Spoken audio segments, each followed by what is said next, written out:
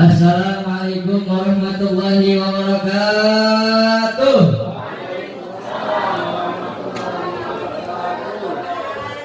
Alhamdulillah. Alhamdulillahirabbil alamin wa bihi nasta'in ala umuri dunya waddin. Sallallahu wasallam ala sayyidina Muhammadin wa alihi wa sahbihi ajma'in. Amma ba'du, subhanaka la ilma lana illa ma 'allamtana innaka antal alimul hakim. Rabbi shrah li sadri wa yassir li amri wa hlul 'uqdatam min lisani yafqahu qawli. Amin ya Allah ya rabbal. Alhamdulillah. Sehat Ibu, sehat? Bapak-bapak, Habib-habib, sehat Habib-habib? Mudah-mudahan semuanya diberikan kesehatan oleh Allah Subhanahu wa taala. Sehat zahirnya, sehat batinnya. Mudah-mudahan Masya Allah dari awal tadi udah baca Yasin, udah baca Ratib, udah baca Maulid, udah baca Tawassul, zikir, Masya Allah. Fadilahnya Insya Allah ruhani kita Insya Allah kenyang. Nanti jasmaninya. Tapi belum sampai di sini, karena nanti Insya Allah masih ada sedikit yang akan disampaikan oleh Al Habib Zain bin Ahmad Al-Idrus, yang mudah-mudahan nanti akan menjadi ilmu yang bermanfaat buat kita semuanya. Amin ya rabbal. Rasulullah bersabda, "Ghanimatu majalisil dzikri al-jannah." Buah yang dihasilkan dari perkumpulan untuk zikir kepada Allah, untuk menyebut nama Allah, untuk menggabungkan Allah. Apalagi juga di sini kita bersolat kepada Rasulullah SAW. Buah yang dihasilkan untuk kita berzikir kepada Allah adalah surga. Yang mudah-mudahan kita semua termasuk min ahlil jannah. Amin. Mudah-mudahan masuk surganya kita dimudahkan, dighairi hisab. Amin ya rabbal alamin. Alhamdulillah. Dah, gitu guys, sambutan ya mah. Sekalian MC ya mah, ada ceramah ya mah. Oke, ceramah nanti ada. Tadi sebelum mempersilahkan kepada narasumber kita di kesempatan pagi hari ini, kami mengucapkan terima kasih banyak kepada semuanya, semua pihak. Mungkin ada yang bertanya, kok biasanya habis maulid udah langsung, kok ini ada tahlilnya sekaligus haulan Bapak Solihin, yaitu mertuanya dari penyiar favorit kita. Ya salah. Dia penyiar favorit ya. Kang Sahana Alibaba. Banyak penggemarnya gitu. Alibaba. Masyaallah, alhamdulillah ya. Mudah-mudahan almarhum dan almarhumah yang udah kita doakan juga di majlis ini diampuni oleh Allah Subhanahu wa taala, kuburannya menjadi kebun surga. Amin ya Allah. Amin Allah Subhanahu wa taala. Amin ya Allah ya rabbal alamin. Oke, untuk mempersingkat waktu, mari sama-sama sejenak kita dengarkan tausiah wa mau'izatul hasanah yang akan disampaikan oleh guru kita, guru muda kita. Ya salam. Yaitu Al Habib Zain bin Ahmad Al-Idrus. Kepada beliau kami persilakan dengan segala hormat. Mau diri apa biar kelihatan.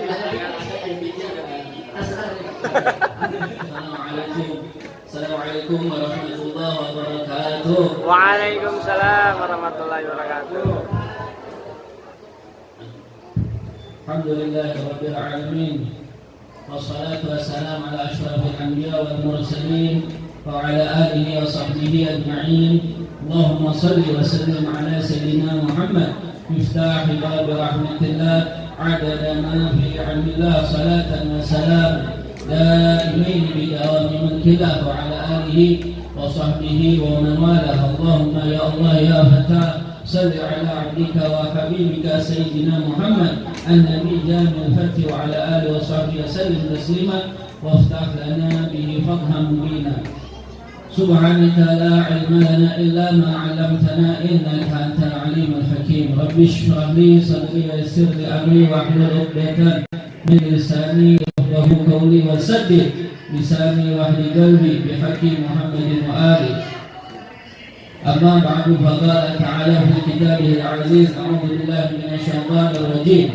وقضى ربك ألا تعبدوا إلا إياه وبالوالدين إحسانا إما يبلغن عندك الكبر أحدهما أو كلاهما فلا تقل لهما أف ولا تنهرهما وقل لهما قولا كريما. Wa qala Rasulullah sallallahu alaihi wasallam, man nadhara ila walidayhi nadratan rahmah kataballahu biha hajjah maqbulah mabrura. Sadaqallahul azim wa sadaqa rasulun nabiyul karim wa nahnu ala dzalika minasyahidin. Alhamdulillah. Bu, kita ngobrol punya dengerin kupingkeun saya bahasa Indonesia. Soalnya hidupnya ketingnya di pasar bo punya apa ngeureun pasar bo. Alhamdulillahirabbil alamin. Pertama-tama kita panjatkan puji syukur kehadirat Allah Subhanahu wa taala yang telah memberikan karunia kita dengan karunia yang begitu besar, yang amat besar, yang amat agung, yaitu nikmat iman dan nikmat Islam. Begitu juga Allah telah memberikan kita taufik hidayah sehingga kita bisa berkumpul di tempat yang agung, tempat mulia, yang insya Allah yang hadir semua diberikan keberkahan di dalam rezekinya, diberikan keberkahan di dalam anak-anaknya, diberikan keberkahan di dalam segala urusannya. Amin ya rabbal alamin. Wabil khusus yang saya hormati dan saya cintai Shahibul Majlis Al-Habib Mahdi Syihabuddin dan Ustaz Muhammad Nuruddin, mata'anullah bituli hayati. Semoga Allah mempermudah perjuangan beliau semua. Amin ya rabbal alamin. Diberikan keturunan soleh solehah dan juga para hadirin hadirat, Bapak Ibu sekalian yang hadir, semoga Allah semua kabulkan hajat-hajatnya. Amin ya rabbal alamin. Saya ada cerita sedikit bahwasanya dikisahkan dahulu ada sahabat Rasulullah sallallahu alaihi wasallam yang bernama Zaid Al-Khair. Ya, dulu namanya Zaid Al-Khair di masa jahiliyah. Akan tetapi setelah bertemu dengan Rasulullah sallallahu alaihi wasallam diganti namanya jadi Zaid Al-Khair, digantinya lamna. Makanya kadek bahasa Arab salah huruf, salah harokat, langsung bedaan arti. Nah, kenapa Zaid Al-Khair? Al-Khair itu artinya kuda. Si Zaid pengembala kuda, atau juga si Zaid si pengendara kuda. Mun ayeuna mah Allah benernya jarang, paling motor. Diganti oleh Rasulullah Zaid Al-Khair. Apa sebabnya diganti oleh Rasulullah sallallahu alaihi wasallam? Dikisahkan bahwasanya Zaid Al-Khair ini diganti oleh Rasulullah suatu hari. Beliau seorang terkemuka di daerahnya jauh dengan Rasulullah, berbeda tempat, berbeda daerah dengan Rasulullah. Tapi beliau sudah beriman kepada Rasulullah.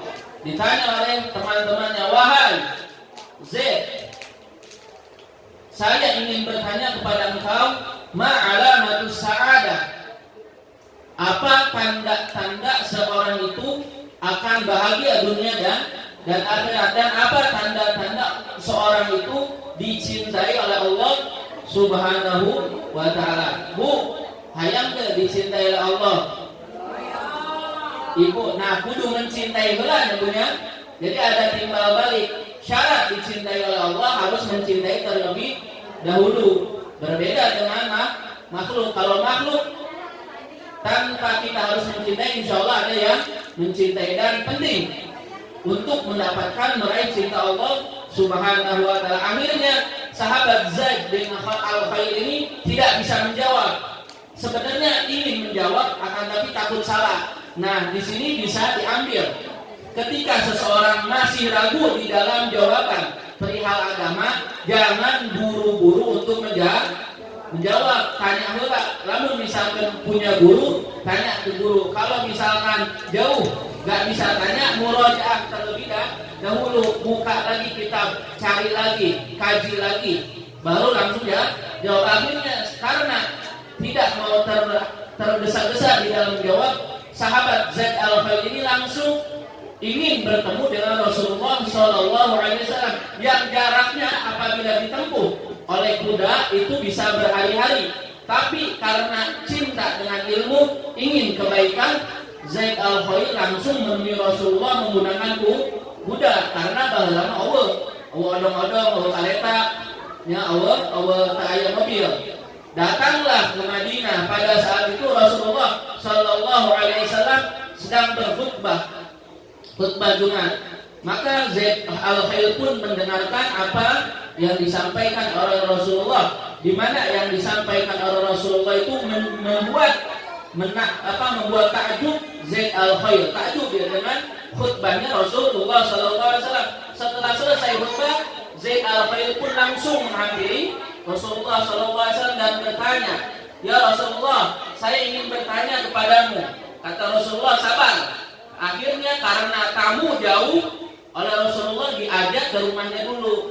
Nah, ini bisa diambil bahwasanya ketika ada tamu, ketika ada orang jauh datang, jamu minimal ajak kaimah datang ke rumah, diberikan jamuan, diberikan kenyamanan. Setelah datang, setelah ke rumah Rasulullah langsung memberikan kursi. Ya, Rasulullah nggak mau duduk di kursi, tapi memberikan kursinya untuk tamu. Ketika diberikan kursi, Zaid al-Khail menolak. Diberikan kursi, "Ya Rasulullah, saya tidak pantas duduk di seperti ini. Ya, sedangkan engkau duduk tanpa alas." Akhirnya karena menolak, karena malu, merasa tidak pantas, diberikan lagi kepada Rasulullah. Di situ ada sahabat Sayyidina Umar bin Al-Khattab radhiyallahu anhu. Setelah itu langsung Zaid al-Khail bertanya. Pada saat itu ada malaikat Jibril di sebelah Rasulullah, di mana Rasulullah sudah tahu apa yang akan ditanyakan oleh Zaid al-Khail. Kata Zaid al-Khail, "Ya Rasulullah, apa tanda-tanda seorang itu bahagia dunia dan akhirat dan akan dicintai oleh Allah Subhanahu wa taala?" Ya, sebenarnya Rasulullah tahu. Nah, akhirnya kata Rasulullah, "Sesungguhnya wahai Zaid, engkau lebih tahu jawaban hal tersebut daripada diriku. Sesungguhnya jawabannya sudah ada di dalam dirimu." Kata Zaid al-Khail bingung. "Ya Rasulullah, apakah ini?" Ya, jawabannya apakah benar? Jadi Zaid al-Khail langsung bertanya tapi langsung menjawab pertanyaannya. Kata Zaid, Ya Rasulullah, apakah benar tanda-tanda orang yang baik itu yang dicintai Allah adalah yuhibbul khair? Ya. Yang pertama, ciri-ciri orang baik adalah suka mencintai kebaikan. Nah, sekarang kita masing-masing periksa diri kita, di dalam hati kita, apakah kita cinta kebaikan? Banyak kebaikan itu, silaturahim, ngaji, majelis taklim, baca Al-Quran, zikir, menolong orang, sedekah, membantu fakir miskin, nikah deui. Itu ya, nikah deui mah. Nah, itu apabila di dalam diri kita ada kebaikan, mencintai kebaikan, berarti kita adalah orang baik. Nuka dua, kata Zaid al-Khail, "Ya Rasulullah, sesungguhnya uhibbu ahlal khair." Kata Zaid al-Khail, kedua, ya Rasulullah, sesungguhnya aku mencintai orang yang mencintai kebaikan. Nah, coba kita sudah berbuat baik, tapi terkadang ada sifat hasan, orang-orang mau berbuat si ieu mah sedekah wae. Orang ini mah rajin ngajinya, terkadang ada sifat hasud. Nah, nggak boleh hasud ini. Kita harus mencintai orang-orang yang mencintai kebaikan. Terus luka dulu, "Ya Rasulullah, saya senang apabila kebaikan itu tersebar luas." Nah, sebarkan di dia geus menang ilmu, sebarkan ka tetangga, minimal ka keluarga heula. Ya, minimal ke keluarga supaya cinta kebaikan. Tong cinta menyebarkan hoak, ya. Info-info yang belum valid, info-info yang masih simpang siur sudah disebarluaskan. Nah, aina zaman sekarang, sering karena kecanggihan teknologi banyak kabar-kabar berita yang belum valid sudah disebarluaskan. Nah, hati-hati. Lamun arek menyebarluaskan, sebarluaskanlah kebaikan. Nuka opat terakhir, "Ya Rasulullah, apakah benar?" Jawabannya, "Sesungguhnya ya Rasulullah, aku ini apabila luput daripada kebaikan, aku merasa menyesal. Nah, menyesal tuh ketika kita tertinggal sholat berjamaah, tertinggal majelis taklim, tertinggal malas bersedekah. Nah, kalau misalkan di dalam diri kita ada rasa penyesalan terhadap keluputan kita, meninggalkan kebaikan, berarti kita memiliki ciri-ciri orang yang akan selamat dunia akhirat. Insya Allah semoga kita dijadikan orang-orang yang mencintai kebaikan dan mencintai orang-orang yang berbuat berbaik. Amin ya rabbal alamin. Nah, di antara kebaikan saya sedikit akan membahas tentang birrul walidain, berbakti kepada orang tua. Nah, ini penting ya Bu, penting sekarang. Banyak sekarang berita-berita di medsos, di TV, di media-media elektronik, ada anak membunuh orang tua. Ayah orang tua ge ngabunuh anak. Perihal gara-gara loba tinggu hutang online. Makanya hati-hati ya entong sok banyak loba hutang online. Sabar we di rumahnya, seayana aya di dahar Allah. Sabar entong ya. Mau pahit katanya, mau meninggal, tidak akan meninggal. Minimal orang Indonesia tuh kalau misalkan buat makanan insya Allah ada, kalau buat hidup insya Allah ada, tapi buat gaya hidup osok maksakeun. Nah, jangan sampai kita memaksakan diri untuk bergaya bela-belaan HP halus tapi maju, tapi bela-belaan ngajual naon memang ayat 5. Entah sampai semoga dijauhkan dari hal-hal tersebut. Ya, di dalam Al-Quran dikatakan wa qada rabbuka alla ta'budu illa iyyah, dan Allah Subhanahu wa taala telah menetapkan kepada kalian wahai umat Nabi Muhammad agar tidak menyembah illa iyyah, kecuali kepada Allah Subhanahu wa taala. Jadi yang pertama, syarat seseorang itu bisa menjalankan kewajiban dianggap umat Rasulullah harus beriman dulu kepada Allah dan Rasulnya, harus beriman ya, harus beriman kepada Allah dan berbuat baik kepada kedua orang tua. Al-Quran ya punya, jangan sampai kepada dua orang tua kita apalagi durhaka terhadap kedua orang tua. Allah Subhanahu wa taala di dunia di akhirat imma yablughanna indakal kibara ahaduhuma aw kilahuma fala taqul lahumā uffin.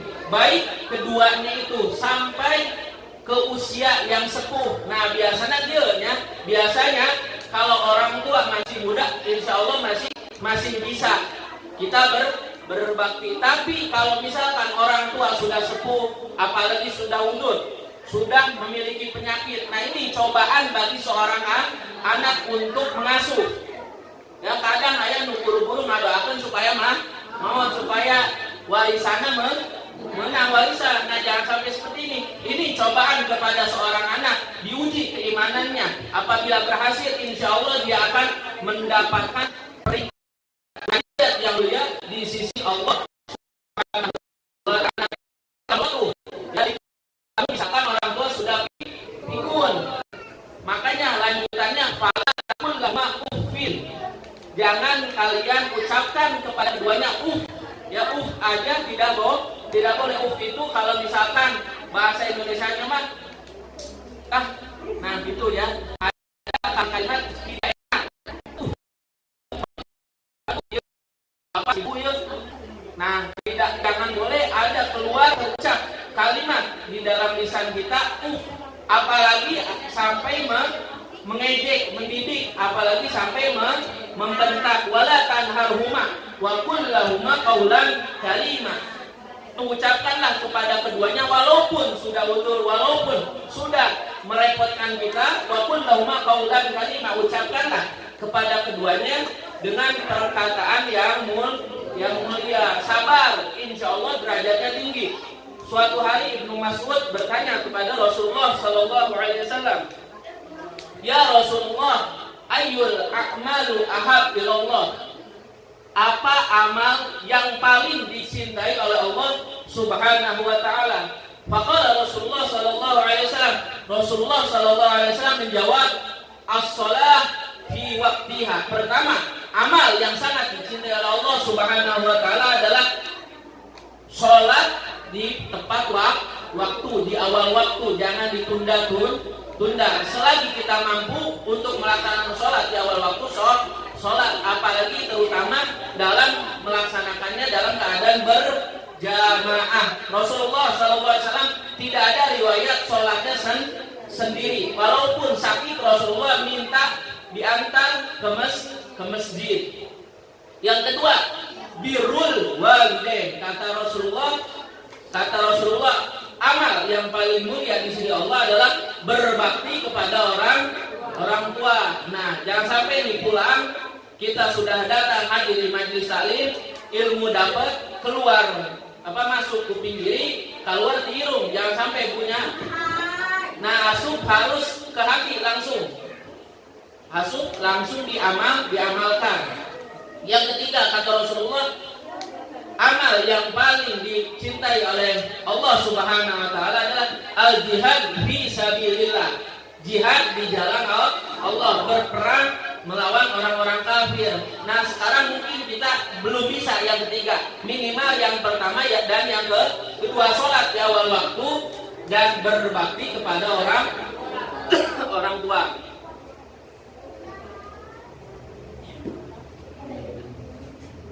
Bahkan ada sahabat Rasulullah Sallallahu Alaihi Wasallam bernama tabi'in. Siapa? Uwais Al-Qarni. Uwais Al-Qarni ini adalah orang yang sebatang kara, hidup hanya bersama ibunya. Uwais Al-Qarni seorang orang fakir, miskin, tidak punya apa-apa. Terkadang mencari makanan bekas di tempat sampah. Tapi beliau menggembala kambing, menggembala sapi. Uwais Al-Qarni ini sezaman dengan Rasulullah, pernah mendatangi ke Madinah tapi tidak bertemu Rasulullah Sallallahu Alaihi Wasallam, sehingga tidak mendapat gelar sahabat. Karena syarat gelar sahabat adalah berjumpa dengan Rasulullah Sallallahu Alaihi Wasallam. Akan tetapi Uwais Al-Qarni walaupun sezaman tidak pernah melihat Rasulullah, menjadi tabi'in, bahkan oleh ulama pemimpin tabi'in adalah Uwais Al-Qarni. Kenapa beliau mendapatkan gelar seperti ini? Karena beliau berbakti kepada orang tuanya, menghajikan dan mengumrohkan orang tuanya karena tidak punya kendaraan, digendong dari Yaman sampai ke Mekah, menggendong orang tuanya hanya untuk menghajikan dan mengumrohkan nih. Sehingga Uwais Al-Qarni mendapat derajat yang tinggi. Ketika Rasulullah SAW masih hidup, Uwais Al-Qarni Rasulullah memerintahkan Sayyidina Umar dan Sayyidina Ali untuk meminta doa kepada Uwais Al-Qarni. Siapa Sayyidina Umar, Sayyidina Ali? Sahabat yang mendapat gelar Khulafaur Rasyidin. Akan tetapi diperintahkan oleh Rasulullah SAW untuk apa? Untuk meminta doa kepada Uwais Al-Qarni. Saking tinggi derajatnya. Karena sebab apa? Karena sebab berbakti kepada ibu, ya, berbakti kepada ibu, mendapatkan gelar. Sahabat yang dua ini Khulafaur Rasyidin diperintahkan untuk meminta doa kepada Uwais Al-Qarni. Banyak lagi cerita-cerita, diantaranya ada seorang ulama yang sudah mencapai derajat yang tinggi, ahli fikih, ahli hadis, suatu hari mengajar di tempatnya, di majelisnya. Tetapi ketika dipanggil oleh ibunya, wahai fulan, ya, wahai Syureh, namanya Syureh, Haywah bin Syureh, wahai Haywah bin Syureh, ta'al. Itu anak ayam belum dikasih makan. Karena yang memerintahkan ibunya, walaupun dia sedang mengajar, dia langsung menjawab, melaksanakan perintah ibunya. Ya, itulah para orang-orang terdahulu yang sangat menghormati dan berbakti kepada orang tua. Minimal kita kalau belum mampu untuk berbakti semampunya, apalagi kalau misalkan kita sudah memiliki orang tua yang sudah meninggal. Kata Rasulullah, ada seorang sahabat bertanya, ya Rasulullah, hal baqiya alayya min birri abawaya syai'un abirruhuma ba'da wafatihima. Ya Rasulullah, apakah tersisa bagiku untuk berbakti kepada orang tua sedangkan kedua orang tuaku telah meninggal? Kata Rasulullah, ada.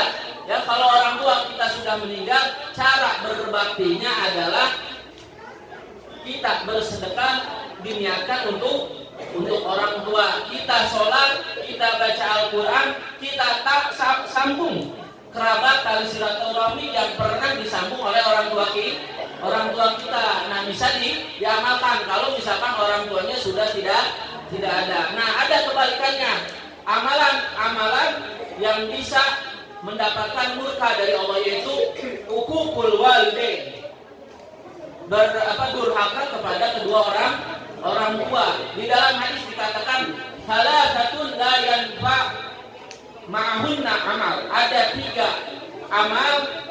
perkara yang dimana amal-amal kita tidak akan mendapatkan pahala, percuma. Amalan banyak, sedekah banyak, sholat banyak. Di antaranya ada asyirku billah, amal banyak tapi kita syirik, masih ada kesyirikan di dalam kita. Ya, percaya kepada orang, percaya kepada dukun, masih percaya kepada barang-barang, kepada tahayul. Nah, ini syirik. Amal kita tidak akan diterima. Kedua, yaitu uququl walidain, durhaka kepada orang tua. Kita banyak beramal, banyak ini itu, tapi melukai hati orang tua, percuma amal kita.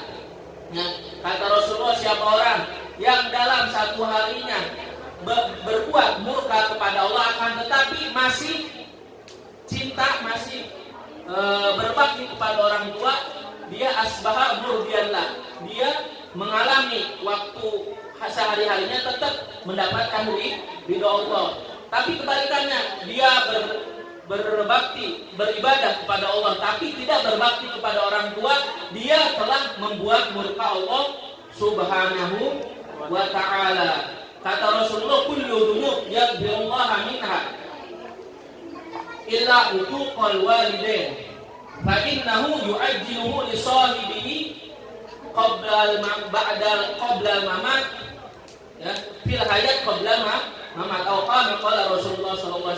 Setiap dosa akan Allah ampuni kecuali durhaka kepada orang tua. Nah, ingat ya, berarti kalau misalkan kita punya anak durhaka kepada kita, mungkin dulu kita pernah durhaka kepada orang tua. Makanya jangan nyalakan anak. Mungkin kita istighfaran, dulu pernah durhaka kepada orang tua. Kecuali orang-orang yang durhaka kepada orang tua, Allah akan percepat hukumannya di dunia sebelum meninggal. Ya, semoga kita dijadikan orang-orang yang berbakti kepada kedua orang tua dan mendapatkan anak-anak yang soleh solehah. Amin ya rabbal alamin. Semoga bermanfaat. Ya, mohon maaf apabila ada kesalahan kata. Semoga kita dijadikan orang-orang yang mencintai kebaikan. Amin ya rabbal alamin. Assalamualaikum warahmatullahi wabarakatuh. Waalaikumsalam warahmatullahi wabarakatuh. Mudah-mudahan apa yang disampaikan oleh Habib Zain bin Ahmad menjadi ilmu yang bermanfaat. Sebelum selanjutnya, ada yang ditanyakan Ibu? 1, 2? Nggak ada? Ya udah, nggak ada. Ya, nanti. Nggak ada yang nanya kan? Oke, nggak ada. Baik, ada mah.